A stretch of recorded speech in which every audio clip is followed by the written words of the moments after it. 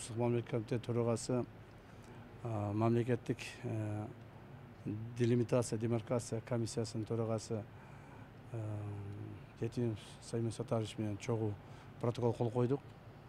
Ал протоколдун негизги мааниси бүгүнкү Кыргызстан жана Тажикстан менен болуп аткан конфликтти токтотуу, мындан ары конфликттин кесепеттерин жоюу жана мындан ары конфликтке жол бербөө максатында кол коюлган протокол болду.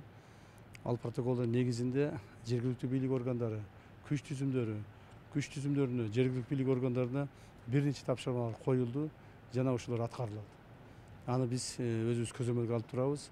Эң негизги маселе 3 чоң ошо конфликтке ар дайым алып келген 3 чоң негизги постторду алып салдык. Бул биринчиден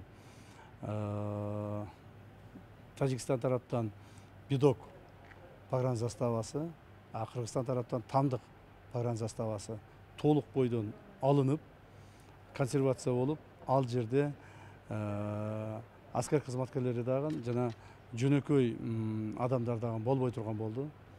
Экинчи, Кыргыз тараптан Булак башы, Тажик тараптан Көк погран посттору, алар дагы толук ушундай болуп алына турган болду.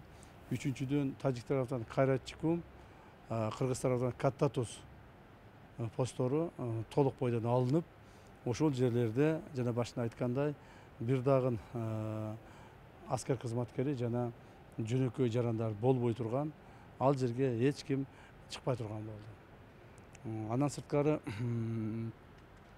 Кыргыз тараптан Дача посту, Тажик тараптан Шаршене посту алына турган болду.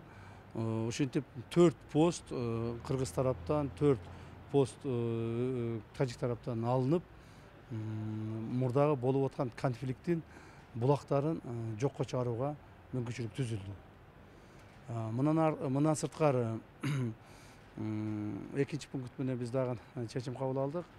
Мамлекеттик делимитация, демаркация комиссияларынын ишин тездетүү, ошолорго импульс берип, тез аранын ичинде комиссиялар чогулуп, биригип, чегара маселесин чечүү боюнча дагы сүйлөшүп алдык. Буюрса ушул маселелердин баарын чечебиз деген ойдобуз. Биз Кыргыз тарап протоколдо жазылган бардык пункттарга так жана өз убагында аткарат деп ишенип айтып кете аламын.